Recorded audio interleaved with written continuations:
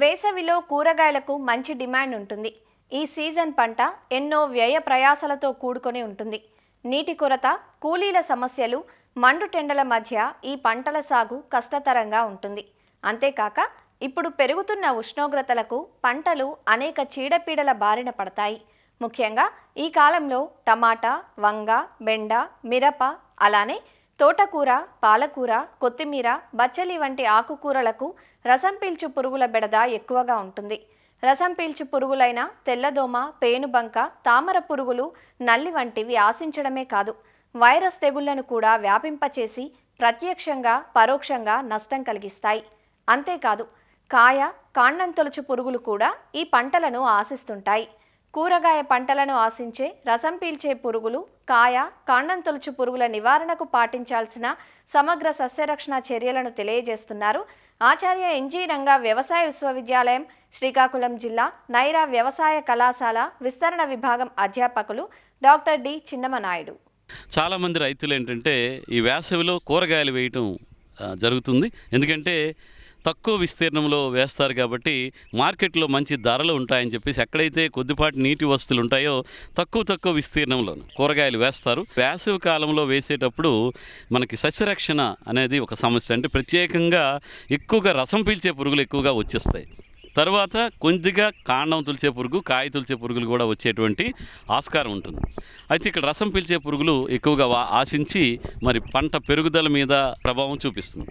ఈ తెల్లదోమ, తామర పురుగులు ఎక్కువగా ఉంటాయి. ముందు జాగ్రత్తగా మనం ఏం చేయాలంటే నాటిన 15 రోజులకే ఒకసారి ఈ వేప సంబంధిత మందుల్ని తప్పనిసరిగా పిచికారీ చేయడం అనేది చేసుకోవాలి. దానివల్ల చాలా వరకు ఉధృతి మొదట్లోనే తగ్గిపోతుంది. ఈ తెల్లదోమలకి, తామర పురుగులకి మనకి జిగురు అట్టలు అనేవి చాలా వరకు పనిచేస్తాయి. ఆ పంట పెరిగే ఎత్తును బట్టి దాని నుంచి ఒక 6 అడుగు ఎత్తులో తెల్లదోమ కోసం ఏంటంటే పసుపు రంగు జిగురు అట్టల్ని ఎకరాకు 20 వరకు పెట్టుకోవాలి.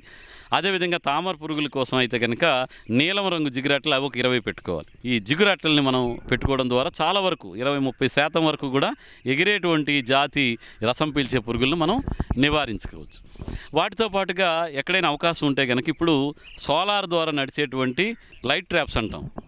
2 ఎకరాలకి ఒకటి పెట్టినా కానీ సరిపోతుంది. ఇవేంటవుతాయంటే ఈ రసం పీల్చే పురుగుల్ని, అదేవిధంగా మిగతా మన కాండం తొలిచే పురుగు, కాయ తీల్చే పురుగు తాలూకా అడల్ట్స్ ఏవైతే ఉంటాయో అవన్నీ కూడా ఈ లైట్ ట్రాప్లో పడిపోవడం అనేది జరుగుతుంది. తద్వారా కొంతవరకు మనం ఈ పురుగుల తాలూకు ఉధృతిని తగ్గించుకోవడానికి ఆస్కారం ఉంటుంది. అదేవిధంగా రాత్రిపూట పొలానికి ఒక 20 మీటర్లు 30 మీటర్ల దూరంలో మంట ఇస్తే రాత్రిపూట మంటకి చాలా వరకు పురుగులు అట్రాక్ట్ అయ్యి అందులో పడి చనిపోవడం అనేది జరుగుతుంది. లేదు ఇంక ఉధృతి ఎక్కువైపోతుంది, ఆకులు ముడత పడిపోవడం, ఆకులు ఎండిపోవడం, మొక్క ఎండిపోవడం జరుగుతుంది అన్నప్పుడు మాత్రమే ఈ రసాయన పురుగు మందులను వాడాలి. ఒకటి ఏంటంటే ఇమిడాక్లోప్రిడ్ అంటాం. అదైతే కనుక 0.3 ml నుంచి 0.4 మిల్లీలీటర్లు 1 లీటర్ నీటికి చెప్పుని కలిపి పిచికారీ చేసుకోవడం కానీ, లేదు తామర పురుగులు ఎక్కువగా ఉన్నాయనుకుంటే మనకి పిప్రోనిల్ అని చెప్పేసి మందు దొరుకుతుంది. అది 2 మిల్లీలీటర్లు 1 లీటర్ నీటికి చెప్పున కలిపి పిచికారీ చేయడం. అదేవిధంగా ఎస్టాంప్రిడ్ అంటాం. అదైతే 0.2 గ్రాములు 1 లీటర్ నీటికి చెప్పుని కలిపి పిచికారీ చేసుకోవడం. అదేవిధంగా థయామిథాగ్జామ్ అనే మందు ఉంటుంది. అదైతే 0.2 గ్రాములు 1 లీటర్ నీటికి చెప్పున చేసుకోవడం. పేనుబంక కనుక ఉంటే కనుక మనకి డైమిథియేట్ అనే మందు 2 మిల్లీలీటర్లు 1 లీటర్ నీటికి చెప్పున కలిపి పిచికారీ చేసుకోవడం అనేది చేయొచ్చు. అదేవిధంగా మనకి ఈ తామర పురుగులు, అలాగే నల్లి ఉంటుంది కూడా ఆకు వెనక భాగంలో ఉండి రసాన్ని పీలుస్తుంటాయి. ఎక్కువగా మిరప, కూరగాయల పంటల్లో వచ్చి మిరపలు అయితే ఆకు సాగిపోవడం, బోట్లాగా మారిపోవడం జరుగుతుంటుంది. మనకి తామర పురుగులు, నల్లిలు కూడా ఒకేసారి వచ్చేటువంటి అవకాశం ఉంటుంది. అలాంటప్పుడు ఈ రెండింటి నివారణ కోసం కూడా డైఫెన్తురాన్ 1.5 గ్రాములు 1 లీటర్ నీటికి చెప్పున కలిపి మనం పిచికారీ చేసుకోవాలి. మందు కనుక మనం పిచికారీ చేసుకుంటే ఈ రసం పీల్చే పురుగులు కూడా వాటి రెసిస్టెన్స్ పెరగకుండా అదుపులో పెట్టుకొని మనం సమర్థవంతంగా ఈ రసం పీల్చే పురుగుల్ని నివారించుకోవడానికి అవకాశం ఉంటుంది. ఈ రసం పీల్చే పురుగులు సంతతి పెరగకుండా ఉంచుకోవడానికి అవసరం మేరకు మనం ఎప్పటికప్పుడు నీటిని కూడా పంటను అందించడం, లేదా వరుసల మధ్యలో ఏదైనా కూరగాయల పంటలు ఉంటే ఈ పెసర, మినుము ఏదైనా కానీ మధ్యలో వేయటం, లేదంటే ఆచ్ఛాదన ఏర్పాటు చేసుకుని తేమ ఉండే విధంగా చూసుకుంటే తద్వారా మనం రసం పీల్చే పురుగుల ఉధృతిని అదుపులో ఉంచుకోవడానికి అవకాశం ఉంటుంది. అదేవిధంగా ఈ కాండం తులిచే పురుగులకి లింగాకర్షక పుట్లు ఉన్నాయి. ఎకరానికి ఒక 4 వరకు పెట్టుకోవచ్చు. లేదు రసాయనాలు వాడకుండా చేద్దామంటే ఎకరానికి ఒక 15 వరకు కూడా లింగాకర్షక పుట్టలు ఆ ల్యూర్తో కలిపి 50 రూపాయలు ఉంటుంది ఒక పుట్ట. అలాంటివి తెచ్చి పెట్టుకుంటే మనకి ఉధృతి తెలుస్తుంది.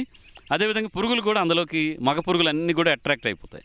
దీనివల్ల మగ పురుగులు ఎప్పుడైతే మనకి లింగాకర్షక బుట్టలో పడిపోతాయో అవి ఆడ పురుగుతో కలవు, గుడ్లు పెట్టవు, తద్వారా సంతానోత్పత్తి తగ్గిపోయి తద్వారా మనం పురుగుని అదుపులో పెట్టడానికి ఆస్కారం ఉంటుంది. అదేవిధంగా రసాయనిక ఎరువులు వాడేటప్పుడు కూడా జాగ్రత్త. మనం ఎక్కడంటే యూరియాకి సంబంధించిన, అమోనియాకి సంబంధించిన ఎరువులు కనుక ఎక్కువగా వాడితే ఈ కూరగాయల పంటల తాలూకు ఆకు మరీ పలచబడిపోతుంది, మెత్తబడిపోతుంది. కాబట్టి అక్కడ ఈ రసం పీల్చే పురుగులు ఎక్కువగా ఆశ్రయించి రసాన్ని పీలుస్తుంటాయి. వీలైతే కనుక డ్రిప్ కనుక ఉంటే ఈ ఫెర్టిగేషన్ పద్ధతిలో ఈ నీటిలో కరిగేటువంటి ఎరువుల్ని అవసరం మేరకు మాత్రమే అందించాలి. కాబట్టి ఈ విధంగా రైతులు ఏంటంటే ఈ వేసవి పంట మంచిదే, దాంతోపాటుగా సస్యరక్షణ మీద కూడా సరైన దృష్టి పెడితే మీకు దిగుబడితో పాటు నాణ్యమైన దిగుబడి వచ్చి మార్కెట్లో మంచి ధర తీసుకోవడానికి అవకాశం ఉంటుంది.